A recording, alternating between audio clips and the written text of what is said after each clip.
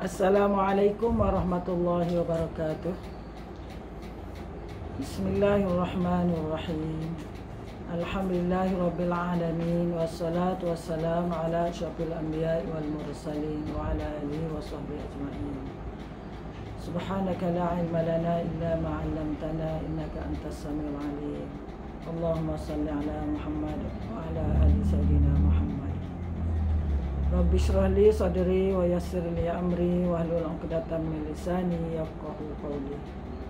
Alhamdulillah, kita jumpa lagi dalam siri kupasan buku Aisyah radhiyallahu anha, sejarah hidup lengkap Ummul Mukminin Aisyah radhiyallahu anha.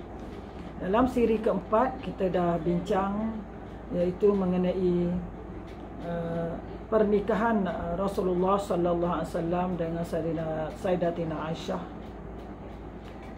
pada iaitu dengan Sayyidatina Aisyah pada usia 6 tahun, dan baginda tinggal serumah dengan Aisyah ialah pada 9 tahun. Dan diterangkan pada kuliah yang lepas bahawa ulasan bahawa Nabi dijamukan dengan satu bekas susu. Jadi daripada peristiwa pernikahan ini terdapat Syekh Sulaiman An-Nadawi menyimpulkan daripada peristiwa pernikahan Rasulullah sallallahu alaihi wasallam dengan Sayyidatina Aisyah ini boleh diambil tiga iktibar atau pengajaran yang boleh diaplikasikan dalam masyarakat kita sebagai masyarakat Muslim. Yang pertama ialah pernikahan Sayyidatina Aisyah adalah dengan anak kepada saudara angkat dia, iaitu Sayyidina Abu Bakar. Jadi pernikahan ini telah membatalkan kepercayaan atau adat masyarakat jahiliah pada masa itu, masyarakat Arab pada masa itu, bahawa tidak boleh bernikah dengan anak kepada saudara angkat. Jadi dengan berlakunya pernikahan ini telah membatalkan adat itu, bahawa boleh kalau kita boleh berkahwin di antara dengan anak pada saudara angkat kita. Bukan anak saudara ya, anak saudara adik-beradik angkat kita. Yang bukan bertalian, yang bukan kerana mahram tu bukan. Ini adik-beradik angkat sahaja. Satu. Yang kedua, tradisi masyarakat Arab juga tidak membolehkan melakukan pernikahan pada bulan Syawal. Lalu kita lihat peristiwa pernikahan Rasulullah dengan Sayyidatina Aisyah ialah berlaku pada bulan Syawal. Tujuannya untuk menghapuskan satu lagi kepercayaan bahawa pernikahan di bulan Syawal boleh menyebabkan berlakunya penyakit kolera. Itu kepercayaan masyarakat Arab. Jadi ini dibatalkan, bahawa dalam Islam dibolehkan pernikahan di bulan Syawal atau di bulan mana sekalipun, ya. Oleh itu Aisyah menganjurkan. Jadi pernikahan Aisyah ni Nabi sallallahu alaihi wasallam telah menghapuskan anggapan tersebut. Bukan bahawa perkahwinan di bulan Syawal bukan boleh menyebabkan sakit kolera. Dan Rasulullah sallallahu alaihi wasallam menikahi pada bulan Syawal dan juga mendatangi pada bulan Syawal. Oleh itu Aisyah radhiyallahu an menyunahkan pada perempuan untuk berkahwin, menikah pada bulan Syawal, dan boleh mendatangi suami mereka, boleh mendatanginya pada bulan Syawal. Ya, tak ada pantang larang.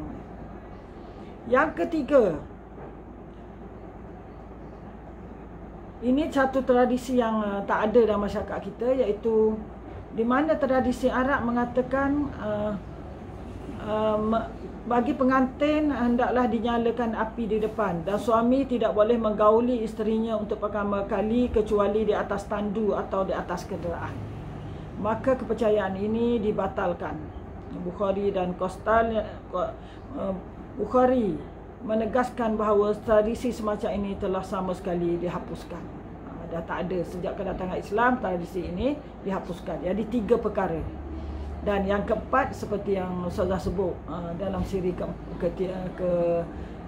yang lalu, bahawa Rasulullah dan Aisyah mengajar kita bahawa percara perkahwinan tidaklah berlaku pembaziran dengan ala kadar saja atau sederhana saja. Yang penting adalah mengikut syariat Allah. Habis bab perkahwinan Aisyah radhiyallahu an. Sekarang kita akan lihat ialah pasal kedua buku ini, iaitu Aisyah di bawah pendidikan nubuwah. Pertama, tajuk buku ini membincangkan mengenai belajar dan menuntut ilmu. Diterangkan bahawa dalam kalangan masyarakat Arab sebelum kedatangan Islam, di kalangan lelaki sahaja tidak ada tradisi menuntut ilmu, apatah lagi di kalangan kaum wanita. Ketika Islam datang, di antara kaum Quraisy hanya ada belasan sahaja yang boleh membaca dan menulis. Termasuk seorang perempuan yang pandai membaca menulis, ialah Syifa binti Abdillah Al-Adawiyah. Saya ulang balik, namanya seorang perempuan yang boleh membaca dan menulis, ya, iaitu ketika Islam datang tu, mula-mula Islam datang, satu orang kaum Quraisy wanita yang pandai baca menulis ialah Syifa bin Abdillah Al-Adawiyah. Dan kita melihat bahawa kedatangan Islam kepada masyarakat Arab dan juga kepada kita semua adalah satu rahmat kepada alam, di mana dia telah menghapuskan kejahilan, ya, menghapuskan kejahilan dan menyinari masyarakat dengan suasana intelektual dan budaya ilmu. Dia adalah merupakan anugerah besar yang diberikan oleh Islam untuk kemanusiaan, bukan sahaja dalam masyarakat Arab, bahkan seluruh alam ini. Bertitik tolak daripada surah Al-Alaq, Iqra itu, maka kita lihat kemunculan Islam telah menyebabkan masyarakat menjadi golongan yang berilmu. Bukti paling konkret ya bahawa Islam terhadap masalah baca menulis ialah apabila bukti paling konkret kita nak tunjukkan bahawa Islam adalah agama yang menghapuskan buta huruf dan mengajak kepada ilmu membaca dan menulis ialah dalam peristiwa Perang Badar. Di mana dalam peristiwa Perang Badar, saat Rasulullah sallallahu alaihi wasallam memerintah kepada para tawanan yang tak mampu menebus dirinya untuk mengajar anak-anak Ansar menulis. Jadi tawanan Perang Badar yang tak mampu untuk menebus diri, membayar denda tu, ya. Jadi dia kena, hukumannya ialah mengajar anak-anak Ansar Islam membaca dan menulis. Begitu juga kaum Suffah yang berjumlah sekitar 100 orang lebih juga difokuskan diri untuk belajar membaca dan menulis dari masyarakat, dari tentera-tentera musyrikin dalam Perang Badar yang kalah itu. As-Suffah ini ialah sahabat Nabi sallallahu alaihi wasallam yang di kalangan muhajirin yang hidupnya miskin, yang tinggal di hujung Masjid Madinah. Mereka ni miskin dan tak ada tempat tinggal.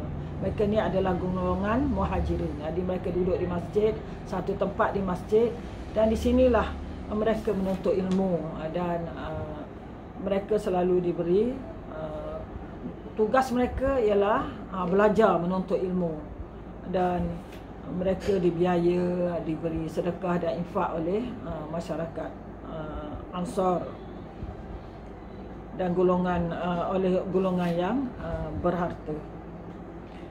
Di kalangan isteri Nabi sallallahu alaihi wasallam ada dua orang yang boleh membaca dan menulis, iaitu Hafsah dan Ummu Salamah, yang boleh membaca dan menulis. Ya, Hafsah ni bijak, anak pada Sayyidina Umar Al-Khattab radhiyallahu anhu. Hafsah sendiri mempelajarinya dari Syifa. Hafsah ni belajar dari Syifa binti Abdullah Al-Adawiyah. Dan begitu juga selain daripada itu, ada juga beberapa sahabat perempuan yang belajar baca dan menulis daripada Syifa. Maknanya Syifa ni besar peranan dia mengajar kaum wanita dengan belajar membaca dan menulis. Kita nampak di situ peranan wanita pun penting untuk membasmi buta huruf ni, untuk mengajak. Bila pandai baca menulis, itu pada langkah awal untuk menuntut ilmu dan pengembangan ilmu. Aisyah pada masa itu masih kanak-kanak lagi.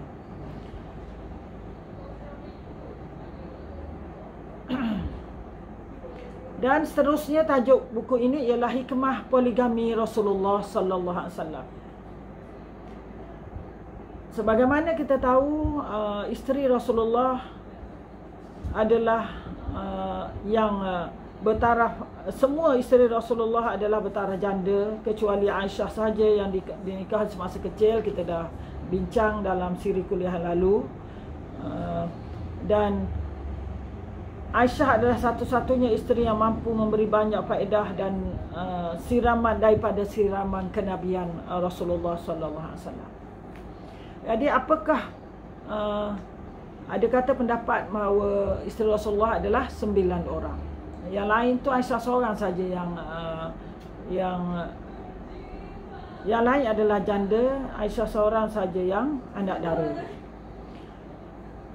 Dan disebutkan di sini bahawa hikmah poligami adalah tujuannya ialah untuk mengembangkan lagi risalah Islam, di mana contohnya perkahwinan dengan Aisyah, pernikahan dengan Aisyah telah membuatkan ratusan lelaki masuk Islam,